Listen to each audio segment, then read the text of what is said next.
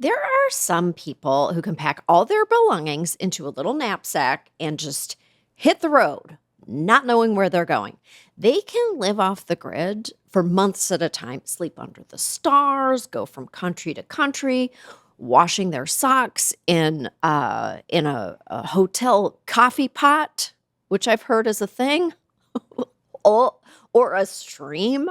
I admire so much about people like that, but it's just not me. I need a little corner that is mine. Sometimes I'm surprised that people expect me to be more of a free spirit, as if everyone who lives in the public eye is just like ready for anything, up for whatever, any time of the day or night. But I have always been this way. I am a creature of habit. I have known about myself for a long time that I need roots. I need to be tethered to something.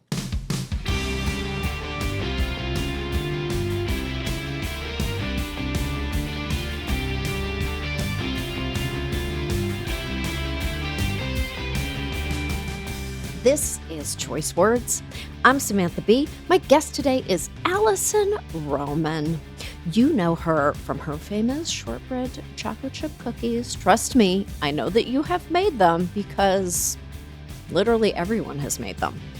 I love talking to food people, but what I especially loved talking to Alison about was our shared trait of wanting roots, wanting something solid for ourselves, even really, if that means buying a former pizza restaurant to possibly live in, should everything at some point come crashing down. Because sometimes it does.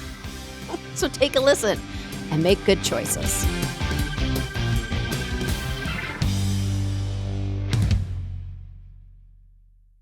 I'm so excited to talk to you. I'm a really huge fan of yours. Wow. Like huge. Wow. I am such a fan of yours that is wild to hear.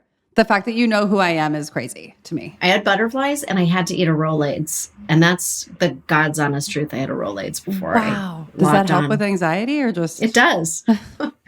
Even it helps. Placebo? It's a placebo. It's like a little piece of chalk that I eat that settles my It's like tummy. beta blockers except for your body. I think so. I think it's just like, why are we dealing with chalk right now? And all of the focus goes to what I've put inside. Yeah, in your body.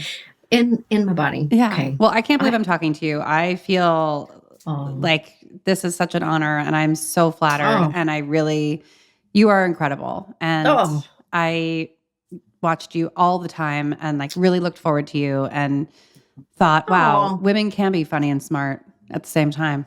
Listen, you know, I think you, okay. Well, I'm going to actually ask you questions. Like I actually have an agenda here today, but I want to say that your cookbooks are influential in my life. People in my family, even like my stepmom, all these people that I know, everybody makes your shortbread cookies for one thing. Yeah. Because that's just like that is a family activity. Just a classic and a family activity. And it's just known. You're known to everyone in my family. So just so nice. Hold that in your heart. That's very wholesome. It's like a very beautiful cookbook club. I love cookbooks. I'm like a cookbook addict, actually. That's how apart from taking a Rolaids if I'm feeling nervous. They soothe you in the same way. Yeah. They soothe me in the exact same way. Yeah. Okay. So you have so many things going on that we need to talk about before we talk about all the stuff that you're doing, which I'm so excited about. And I love this show. As a launch point, we talk about choice and the choices that you've made in your life, big or small, that kind of got you where you are or made a big change or a little change that kind of like became a big change. Mm-hmm. But that sort of the idea of making choices is really different for everyone. Are you very good at it? Are you decisive? I'm extremely decisive. Are you? Yeah, but I sit on things for a minute before I decide. But like I'm the kind of person that will be at a party, having a pretty good time, and then be like, I have to go right now. And it's not like my mind change. It's that I arrived to the party. I was like, I'm probably not going to stay long, but while I'm here, I'm going to have a great time. Okay. When I'm ready to go, I'm ready to go. It's kind of that with anything where it's like, I know before the thing happens, I'm like, I'm ready. Let's go. Like I don't waffle too much. Are you the type of person who's like, I think that I'm going to wake up at 6:15 tomorrow, and your brain just goes, it's 6:15. No. The blink. absolutely not. No, I mean, Okay. I wake up at 6:15 often because I sleep poorly. Okay. And my body will wake me up at like anywhere from 3 to 6 p.m. or 6 a.m. and I'll stay awake and like do crosswords. But it's not by choice.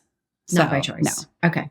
But you just, when you're in something, you're like, it is over now. And now I leave. Yeah, Goodbye. There is like a heavy, and I think about it a lot in terms of like intuition versus information. Mm-hmm. And do I make choices based on information or intuition? I don't know. If I had to guess, I'd say more intuition, which depending on how like scientifically minded you are, could be bullshit.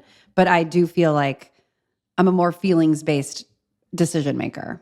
Right. Yeah. And when something is in terms of like career choices is something, when you have all the information about something, and there's always some piece of it that's totally unknowable, like the end result, of course, is unknowable. Mm-hmm. Do you toss and turn for weeks and weeks? Or are you like, this is what I want to do. This is what is guiding me, is how much I like this thing.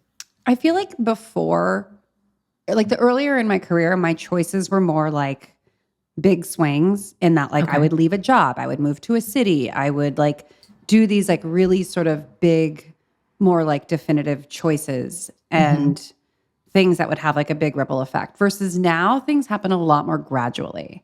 They like kind of reveal themselves. I'm like, oh, this started as this, but it's now this. I like that. Or whoa, we gotta course correct. We like strayed too far from the path.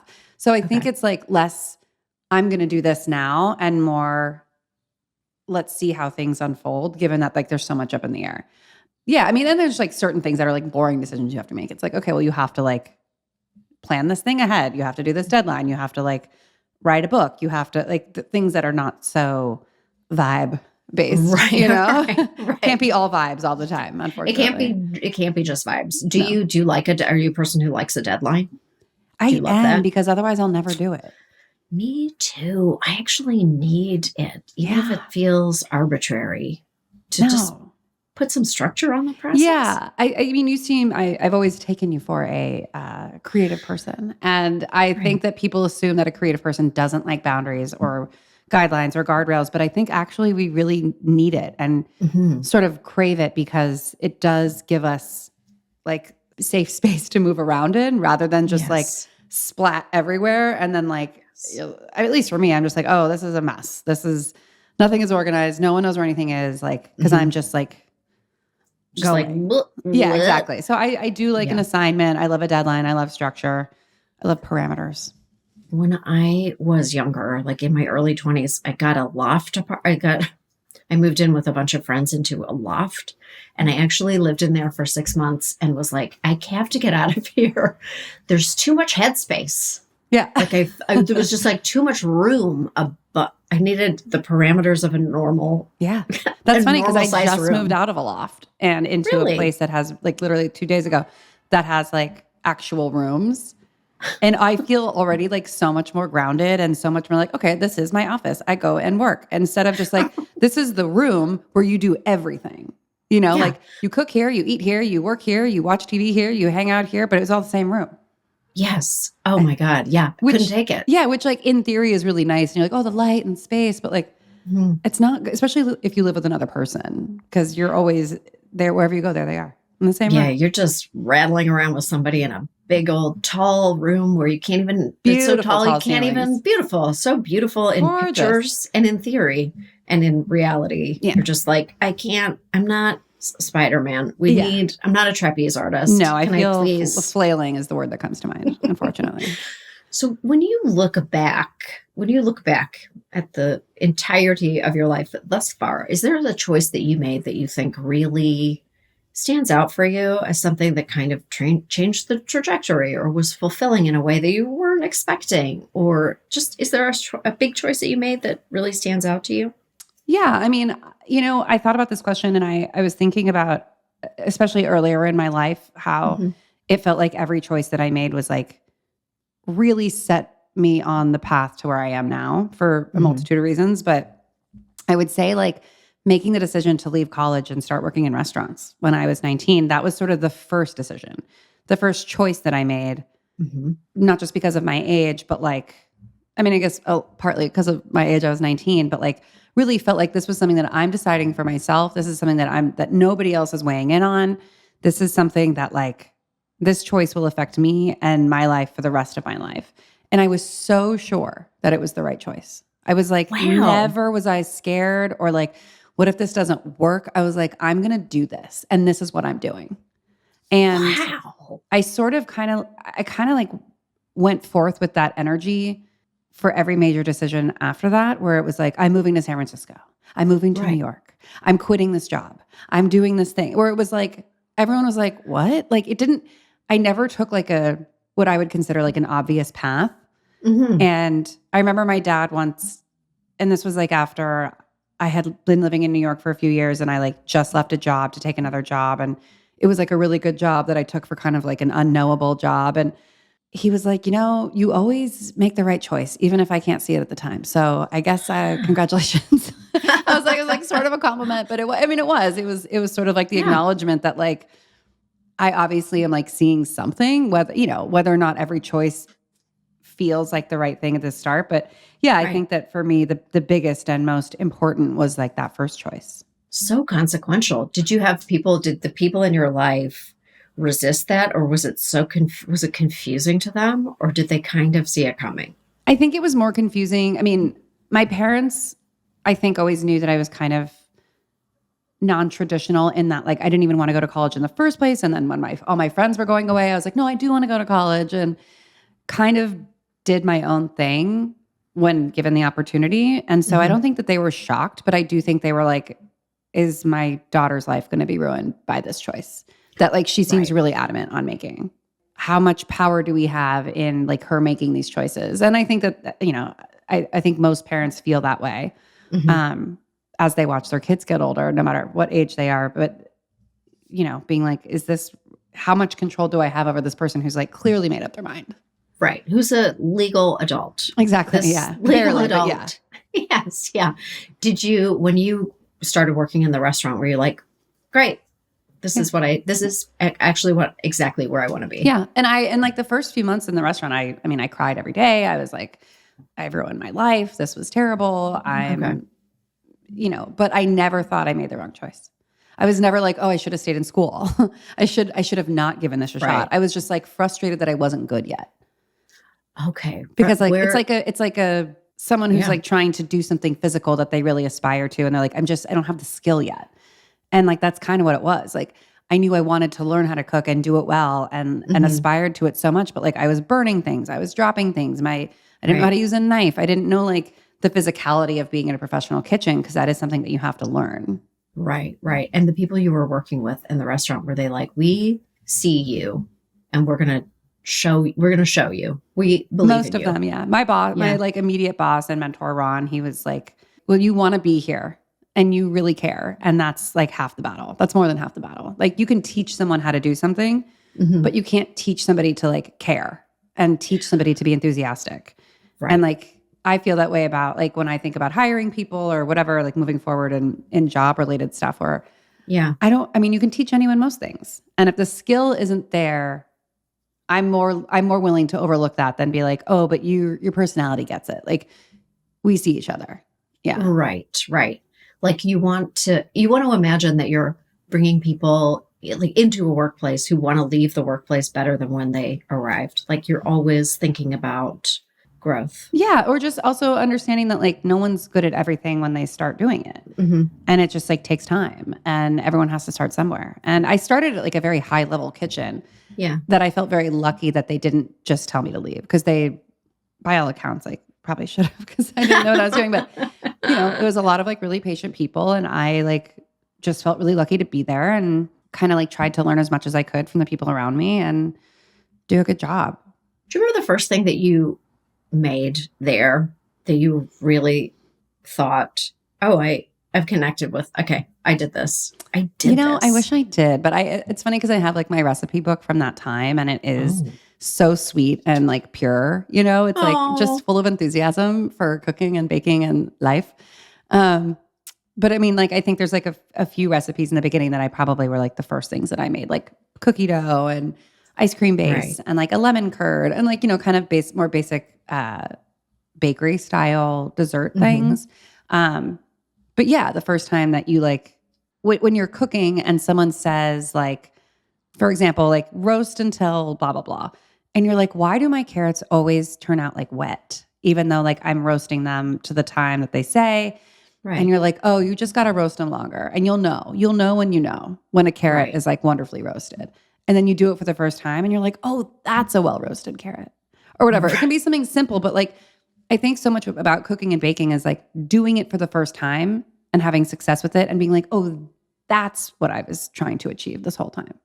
Like making caramelized onions for the first time very well. Totally. Yeah. And you're like, wait, I followed the instructions and they're still white and wet. Yeah. So you mean like I have to go off further this page? I have to go further? Yeah. And that's like when like, intuition and like taking into account like variability in the kitchen. But like, that's when you also start to like listen to yourself. You're like, oh, cooking is not just about following instructions. It's about listening to yourself and being like, I know when this is ready or when it's not ready, which is difficult to do when you write books, but. Yeah, very difficult. It must be very difficult when you write books to kind of like figure. I can't imagine the technical writing of it. It's actually hard for me as a cookbook lover to imagine the technical writing aspect of like the recipe itself. Yeah. I mean, you want to so badly like talk to the person cooking, like speak directly to you and be like, try to imagine you in the kitchen and you're like, well, she says this, but I only have this. I wonder if that's okay. Like me anticipating that need and like writing that into the recipe. But like so much about writing a recipe is just like committing to like the name and the flavor profile and writing it down. But some of it's arbitrary. It's like you could use a shallot, you could use an onion, you could use a fennel bulb, you could use mushrooms. Who cares? But you can't write a recipe that's like do whatever. Like necessarily. Like some people really want the structure and the parameters. So the technical aspect to that end is like, yeah, there's a million ways to roast a chicken. This is a recipe on this way, but it's not definitive. When you were a kid, when you were growing up, did you love food? Like, is this like, like when we all watch videos of Beyonce singing at the age of 2 and we're like, oh, well, she was destined. Well, of course she's. I don't think I was destined in that way, but I do. I know people that like cook for a living and there's like pictures of them in a little chef hat at like 8. And I'm like, no, that wasn't really my vibe. I think that I associated food and cooking with like being happy. And like some of my best memories as a kid had to do with cooking. And I think that like as a person who had a pretty complicated relationship with her mom, she liked to entertain a lot. And she was always in her best mood when she was cooking and entertaining and having people over and all that stuff. So I like made this very early association with like cooking makes people like you. Cooking means you're in a good mood. Cooking and having people over is like happy. That is so cool. It's so cool to me that you're saying that because I love your cookbooks so much and they really express that. They are so much about community of people coming together. The photography is beautiful. It's very communal, very intentionally like about entertaining. Like people are coming over. Yeah. It's pretty casual, but also beautiful. Yeah. And like it can just be a source of joy, whereas so many people phrase it in the like, this stresses me out and I hate it. And then sometimes I'm like, well, then don't do it. But you don't have to. You don't have to do it. You can stop. So, what is also okay. So you're cooking, you're creating, you're writing books, but you also are educating. You're also talking to people. You're making videos. You're coaching people. You're bringing people along. You're developing a personality that is interacting with an audience at the same time that you're cooking and developing What was the impetus to add that into your world?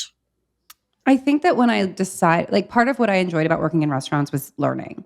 Yeah. And I worked in restaurants for 6 or 7 years and I don't believe people are ever through learning. I still learn how to do stuff all the time, but I did feel like I sort of plateaued in the restaurant space and it was like no longer fulfilling to me to like not interact with people in a way that like I liked teaching people in the kitchen, like within that. And so when new people would come into work there, I would train them and I really liked that part.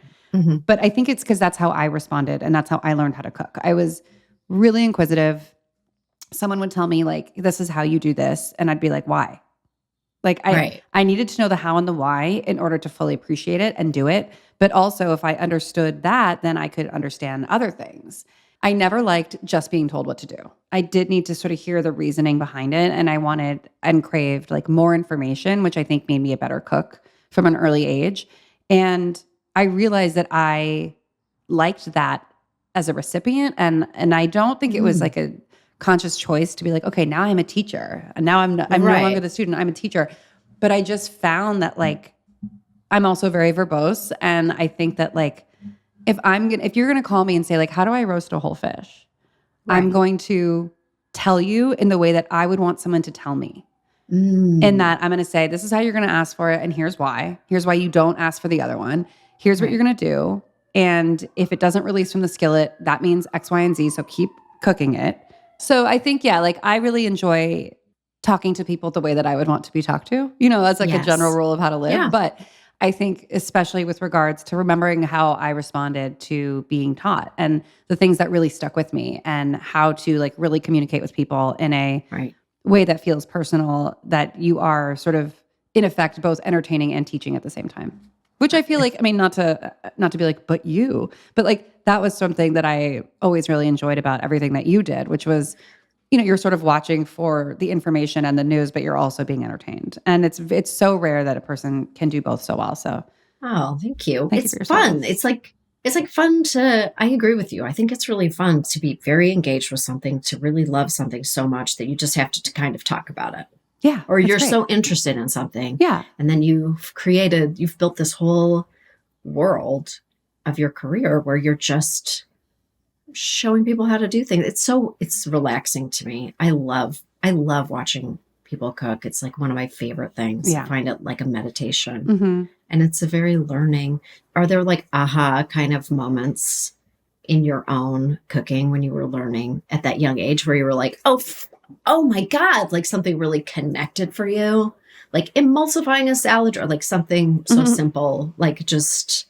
So I have a recipe coming out in the summer. I don't know when this is airing, but maybe it'll be around the same time. But for like this eggplant pasta, right? And so I feel like I don't like doing eggplant on the stovetop because you need a lot more oil than if you just roast it with olive oil. Right. Eggplant needs a lot of oil to roast or to get color. And then you can sort of eat it as is, like, and then you're like, this is good, but not as delicious, or like the texture is weird, or I don't know, like something has always been off for me. But I made a pasta with it the other day, and I added so much pasta water back into the pasta dish. And it's almost like if you think about eggplant as a sponge that you're dehydrating in the oven and then rehydrating with water, the texture became so deliciously creamy, almost like custardy. Like as if I had added eggs or something, which I've experienced also when you like roast whole eggplant, like the interior, like baba ganoush style, becomes like custardy, like it's like steamed, textured. And I was like, oh, if you roast the eggplant, you concentrate the flavors, but then you add in pasta water, like make this sauce, and somehow you get this like deeply roasted flavor, but like really delicious, saucy, fluffy texture of eggplant. And I was like, wow, I can't believe I've never done this before. That sounds I was thrilled. Delicious. It's really good. Yeah, it's like spicy. There's like some chili paste in it and some like a very small amount of tomatoes. I can't wait. I'll send it to you. I'll give you a preview. I'm 100% going to make that. Okay, I like that. There's pasta water is ridiculously magical. That's silly. It really is. I think most people that have bad at-home pasta experiences but think restaurant pasta is so good, it's because of the pasta water. Right. Yeah, I agree. How was the shift for you? What did that shift feel like when you went from, I work in restaurants and I work in the food world and I work in the food industry, to not suddenly, but like to kind of open your eyes one day and go, millions of people are making my recipes. I don't know. I was just kind of like, whoa, like that's so cool. But it was also a different time. Like the first time that it happened, it was like Instagram was a thing, but it wasn't what it is now. Right. There was no TikTok. I wasn't on YouTube. Like no one really knew who I was. Like it just was kind of like right before things blew up with like people in food and like people started to pay attention. So it was sort of like this magical thing, but it didn't necessarily feel like it was happening to me. It felt like it was happening to the food, Okay. like to the children. Like I had made these things and they're good and people like them. Right. I didn't necessarily internalize it as like me, I'm good. I internalized it as like, yes, these cookies are so good, right? And now you know it too. And like, it wasn't so much about me. It was, it became about me later. Okay. I would say like the more popular the recipes became, then people are like, well, who's writing these recipes? And then it was me, you know, like it became more quote personality focused, I think. But at first it definitely felt more like the food was like the thing that was my on creation. Its ascent. Yeah. Goodbye, cookie. Was that, do you remember the first recipe that you wrote that became like a huge sensation, like a big viral sensation? Yeah, it was the chocolate chunk shortbread cookies from Dining In. And that's cool because that book, it was my first book. Again, like no one really knew who I was. It wasn't like I had like 100,000 Instagram followers, if that. Like I don't even think I had that many. It was just kind of like this thing that happened. I remember I was on vacation with my best friend in Mexico at the time. Yeah. And this was like in February of 2018. And I looked at my phone and like all of a sudden like all these people started following me and like people were commenting and they were all talking about the cookie and like someone reached out to me from like a magazine and was like, we want to talk about these cookies. And I was like, what is happening? Because like it just hadn't happened before. Like to anyone, like I didn't have a frame of reference. Right. You know, it wasn't something that I aspired to. Do you still make the cookies or are you like Van Halen and they're like, we don't want to do jump anymore? I mean, no more. No, I totally will make them. I want to talk to you about making the show that you wish to see in the world for yourself. So, because I think many of us have learned that the only audience you can guarantee is yourself, really. Yeah. So what has it been like? I guess, what has it been like for you making your home video series? Okay. So I've like sold 2 TV shows in my short, sweet life. None of them have been made. So like, and they're both a great different. Feeling. Yeah. It's just great. Yeah. I've done like one almost made, one sold, never made, one sold, made, never aired. So I get closer every time. But I sort of like used to think that if I was really good at my job and I believed in myself and I liked what I made, that somebody out there would see me and be like, come with me, kid. Like, we're going to give you all the things that you want and ask for. Like, here's a TV show and here's a this and here's a that because you're good and you deserve it, you know? Right. And that's just simply not the case now. And so instead of feeling like down about it or bad about myself or being like, oh, is it not good enough? Like this gets made. How come my stuff doesn't get made? Like, that doesn't matter. And now I'm sort of like, well, we live in a blessed time where anyone can kind of make anything they want and put it out there and hope that people respond to it. And that's about as much control as you can have. And so now with home movies, I'm sort of like, let's just make a version of if I were like, yeah, I'm going to do like a pretty straightforward cooking show. And it's going to be like really high quality and it could be on TV if it wanted to be. You know, like what does that look like? And it's me and like a pretty small group of people who are all really good at their jobs. And we're all like, cool, like let's do, like, we don't have anyone telling us what to do or how to do it or whatever. So we really are being like, okay, with a very small budget, relying on like, you know, sporadic advertising, we are trying to stretch our legs and be like, what would that look like if we were to make like a TV show? Because for me in food and in food content, quote unquote, I think that there's so much, like people are always like, are you going to be on TikTok? I'm like, I'm not, because I'm almost 40 and I just don't see that for me. I also don't think I'd be good at it. And I think it is a separate skill set that I do not possess. But what I do possess is this sort of more like old school, maybe outdated, like definitely not like cutting edge, pretty basic, like this person teaches you how to cook something, you know? And I'm like, can't that be enough? It can. I think it can be. I think it can be. 100% it can be. You can't, I think it's actually so helpful. It's actually really healthy to go, TikTok is like a different animal and you can appreciate it. You can love it. It doesn't mean that you can execute on it yourself. No, I would be fully bad. We don't need to see that. I can't tell you the number of times I've resisted people's like need. They're, you know, like just in a workplace, they're like, you got to get on TikTok. I'm like, please, no one wants this. I don't want, primarily me. Yeah. And that right now is the person I will listen to. Yeah. You just have to like do what is in your skill set and what you're good at and what you're gonna. I think it's freeing. Yeah, it is freeing. And I think that like the hope is effectively that I one day do get to make that like thing with a bigger budget and like collaborate with people and like make something that feels like I don't have to like read an advertisement to make the work that I want to make. Yeah. But that is where we are, I think. And most people find themselves in that position. And I feel lucky that I'm even able to pay for it a little bit. And I'm like, well, for now, that feels really good to me. I think it's great. I feel like I feel like the entirety, obviously, as you've experienced, as I've experienced, the entirety of the entertainment industry has contracted and kind of, it's in a pretty bad place. So actually taking the reins for yourself is actually just satisfying and great and so smart. Yeah. I mean, you've seen it through like 5 different iterations in that like, it's very difficult to be like, oh, where we are today is not where we were when I started setting the goals for myself. When you're like, okay, if I had the goal 15 years ago to do X, Y, and Z, I can't necessarily achieve that goal today. And I think a lot of people that have aspirations for entertainment, especially like more traditional forms like TV or now streaming, et cetera, it's sort of like rudderless. You know, you're like, how do I achieve this? Like I used to feel like I had the idea of like how to get there, but now I don't know. Yeah, I think it's like as simple as, I don't know. I don't have any secrets. But it's like, I think it's as simple as doing the thing that you know that you love to do. And that's the only thing. And then whatever else comes is whatever else. But as long as you're like answering just like the core drive, it's all going to be okay. Yeah, I genuinely feel that way. And I think that I've come to peace with that. Like come to peace, become at peace.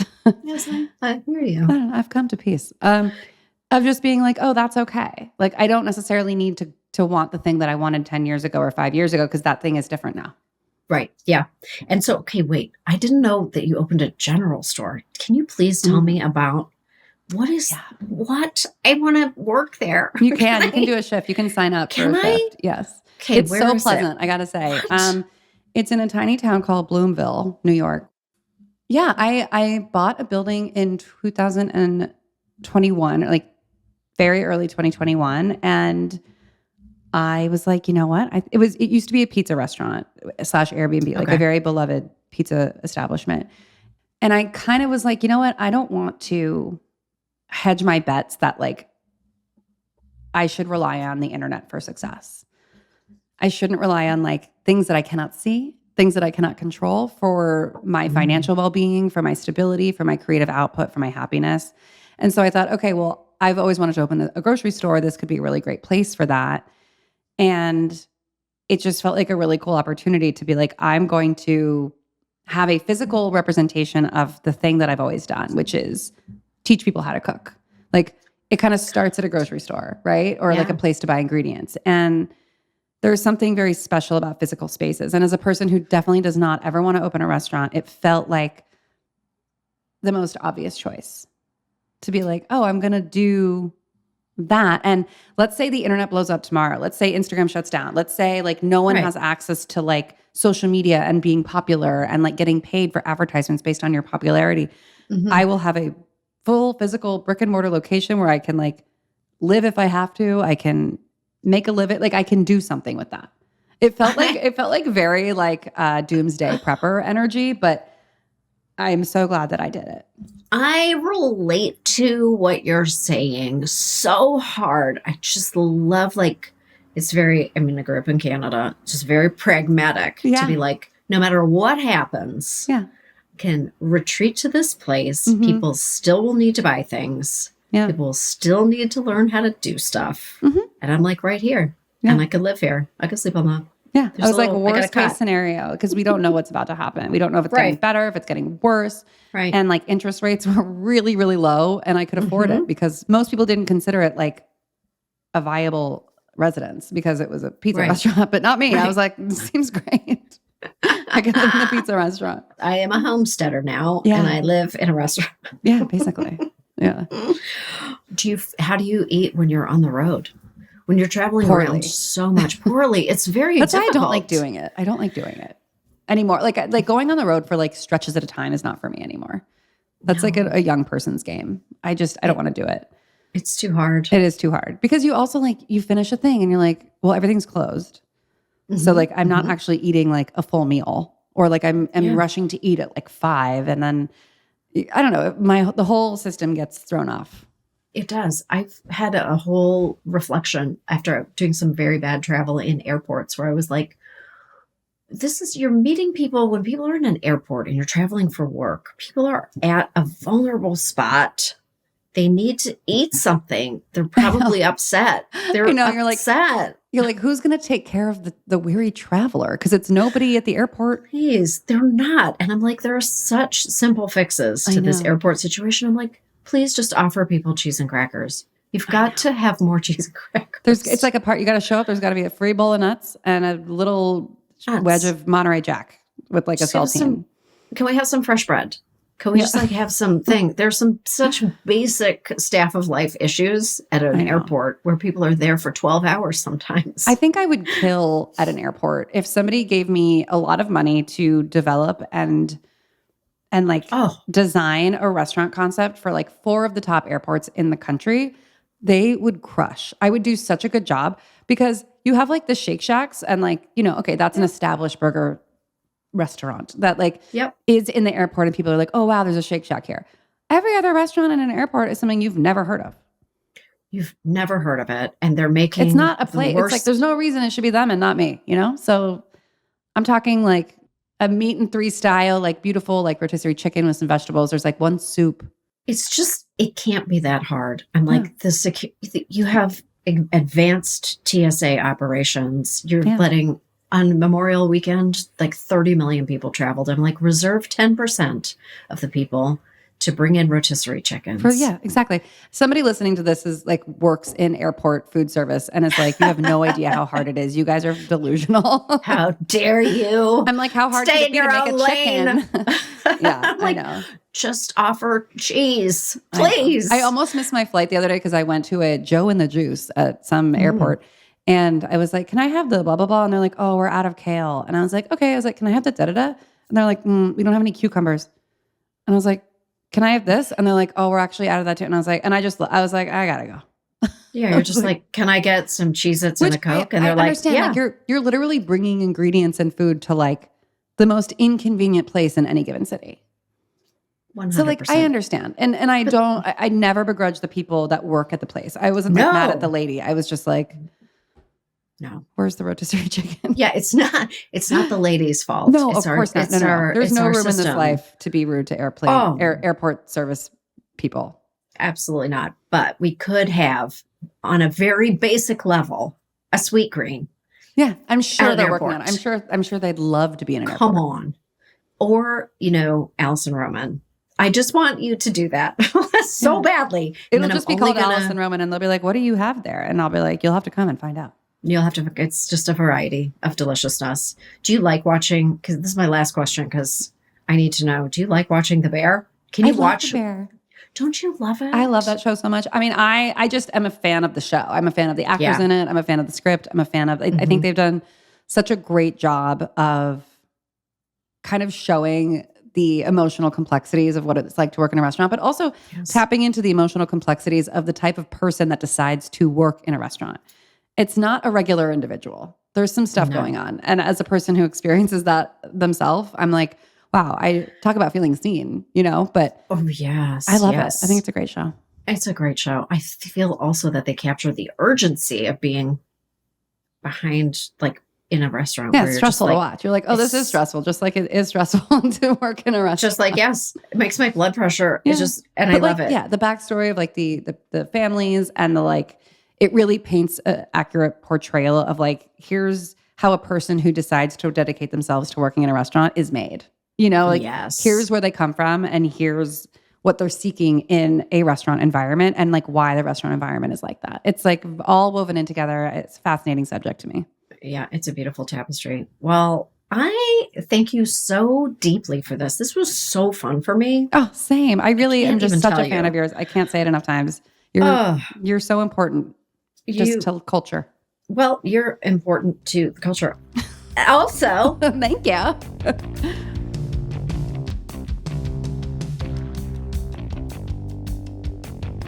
That was Alison Roman, and I had no choice but to look up one thing. She has had so much success with online recipes, so I needed to know what was the most searched for recipe last year. Well, turns out in 2023, the most people Googled how to make a McDonald's grimace shake. I find that so shocking. I have never tried one. It definitely sounds scary and purple and disgusting, but also maybe delicious. Okay. Thank you so much for joining us. I'm Samantha Bee. See you next week for some more choice words.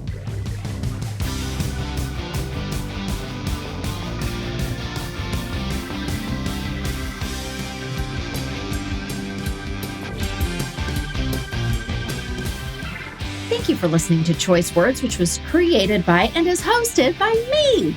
The show is produced by Svea Reinstein with editing and additional producing by Josh Richmond. We are distributed by Lemonada Media, and you can find me at RealSamB on Instagram and X. Follow Choice Words wherever you get your podcasts or listen ad-free on Amazon Music with your Prime membership.